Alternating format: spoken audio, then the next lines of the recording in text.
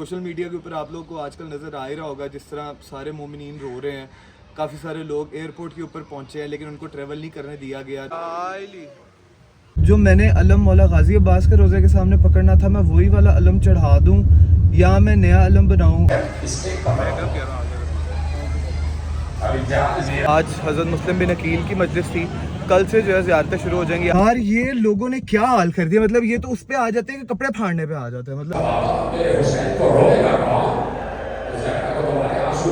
जब पैसे भी लगा लो, आप हर कोशिश कर लो, आप हर मुमकिन चीज़ कर लो, लेकिन जब तक मौला के रोज़े से आपका बुलावा नहीं ना होता तब तक आप नहीं जा पाते। इसको पहली दफ़ा मजलिस पे मैं लेके गया था। अच्छा है, बिल्कुल सही बात है। अस्सलाम वालेकुम यूट्यूब फैमिली। मुहर्रम का आगाज़ जो है वो हो चुका होगा। आप लोग अब ये सोचते होंगे कि आज तो तीसरा चौथा मुहर्रम हो गया होगा और अभी तक इसका कोई व्लॉग नहीं आया था, इसकी कोई अपडेट नहीं थी, कुछ पता नहीं था।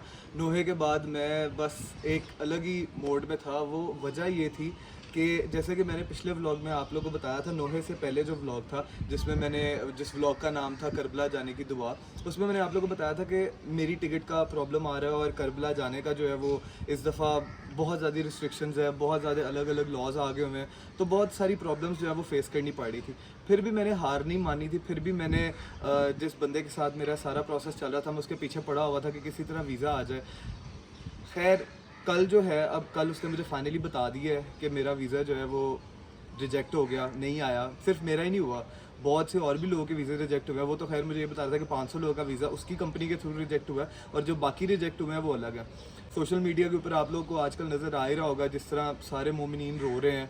काफ़ी सारे लोग एयरपोर्ट के ऊपर पहुंचे हैं लेकिन उनको ट्रैवल नहीं करने दिया गया नई पॉलिसीज़ की वजह से, और वो वहीं पे एयरपोर्ट पे बैठ के मातम करते रहे हैं। दिल दुखता है, इस मौजू पे बहुत सारी बातें करनी है लेकिन वो एक अलग व्लॉग होगा, क्योंकि जैसे मैंने आप लोगों को बताया था कि मेरा बैग पैक था, मेरी हर चीज़ तैयार थी।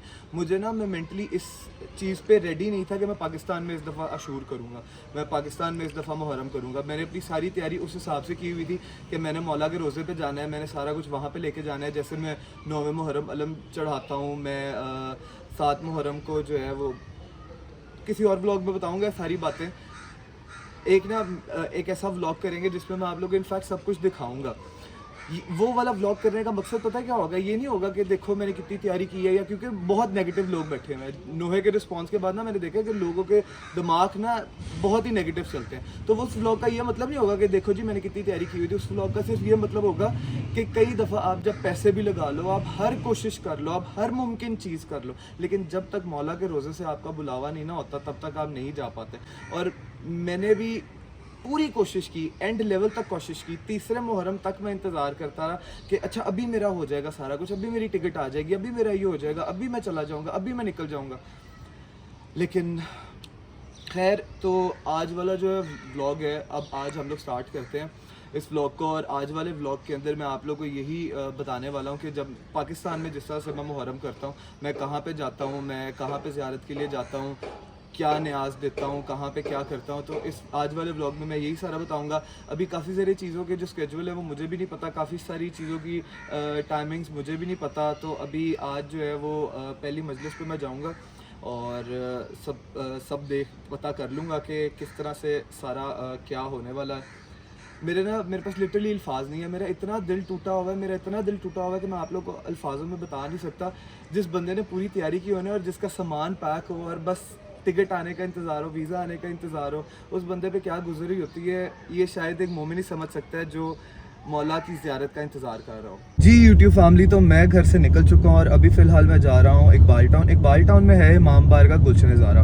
बचपन से मैं वहीं पर ही जाता हूँ और बचपन से वहीं पे ही मैं अज़ादारी कर रहा हूँ और 9वें मुहर्रम वहीं पे ही मैं अलम चढ़ाता हूँ। अभी फ़िलहाल मैं घर से निकला हूँ। अभी मुझे नहीं पता कि आज अब वहाँ पे तीसरे मुहर्रम की आई थिंक सो मजलिस होगी या चौथे मुहर्रम की मजलिस, बिकॉज मगरिब के बाद चौथा मुहर्रम चढ़ गया।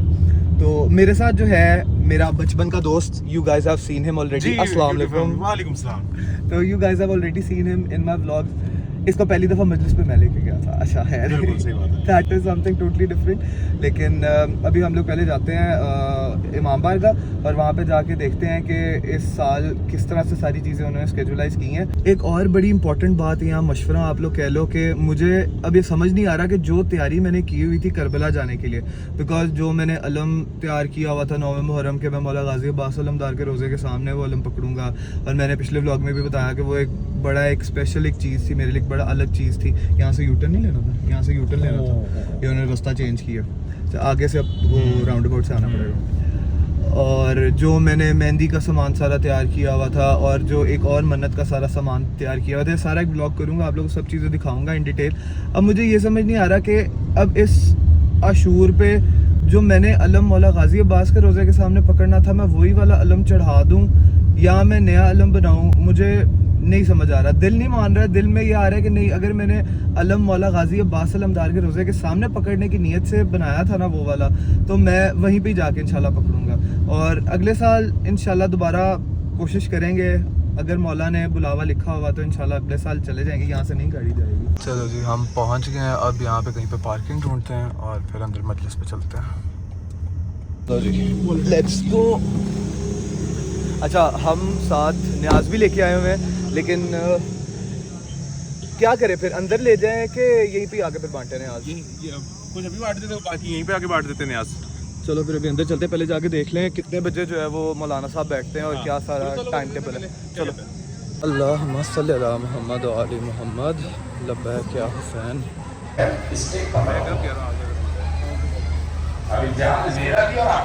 मेरा इम्तिहान ये कि मैं कैसे जिन पर ये जुल्म हुए हैं उनका मर्तबा ये है। फ़ज़ाइल सिर्फ मसाइल की तैयारी के लिए होते हैं, अगर मसाइल की क्रिया नहीं किया तो फिर आने का फ़ायदा ही क्या है। इसलिए कि ज़हरा को पता है कि उनके फ़ज़ाइल क्या है। ज़हरा तो ये देखना चाहती हैं कि जो मैंने बाबा से कहा था, बाबा मेरे हुसैन को रोएगा कौन, तो ज़हरा को तुम्हारे आंसू चाहिए। ज़हरा पर रुमाल लेके आती हैं और किसी भी अज़ादार के आंसुओं को ज़मीन पे गिरने नहीं देती, आंसू अपने रुमाल में लेकर जाती हैं। मुस्लिम एक बार गड्ढे में गिरा दिए गए। आज हज़रत मुस्लिम बिन अकील की मजलिस थी, कल से जो है ज़ियारतें शुरू हो जाएंगी। आज यहाँ पे कोई ज़ियारत नहीं थी तो कल से यहाँ पे ज़ियारतें शुरू हो जाएंगी। अभी फ़िलहाल गाड़ी की तरफ चलते हैं और जाके पहले न्याज बांटते हैं। चलो भाई जान, अब न्याज बांटो। अच्छा, this is what I don't like, जब एकदम बहुत सारे लोग आ जाते हैं ना। द ओनली थिंग इज़ कि न्याज बांटते वक्त कुछ लोग जो है वो इस तरह से आपको जो है ना झंझूर देते हैं ना कि खैर कुछ अल्फाज भी बचते हैं आपके पास कहने के लिए। तो इसीलिए मैंने जो है ना फिलहाल इसको बोला है कि ये दूसरी साइड पे ले जाए, जाके वहाँ पे जाके बांटे, यहाँ पे गाड़ी के पास नहीं बांटना, बिकॉज यहाँ पे एकदम लोग ऊपर आ जाते हैं सारे। And this is what is happening over there.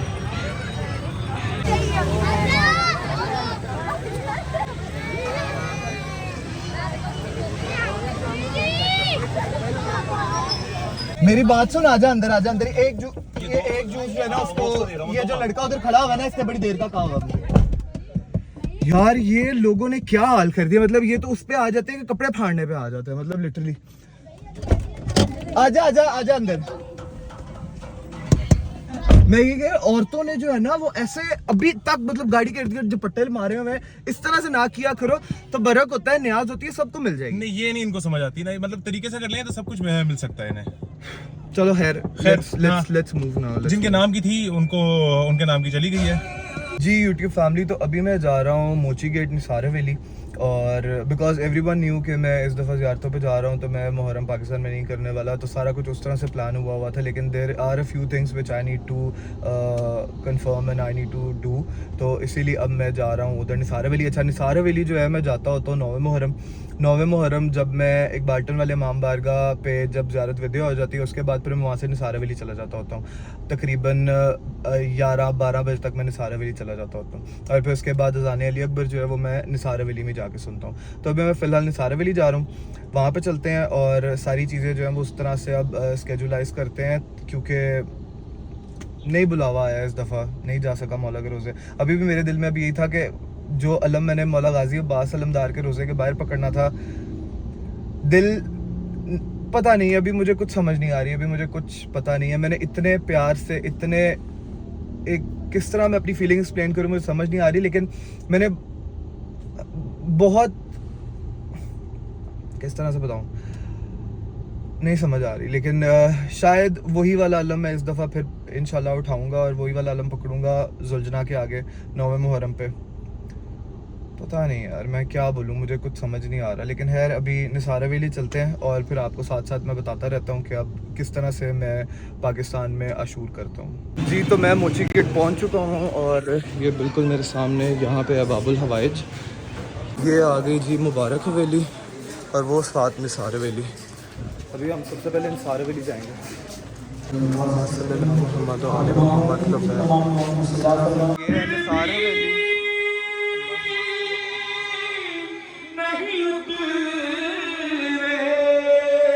और ये वाली जगह आप अक्सर मेरे ब्लॉग्स में देखते आए हो पहले भी।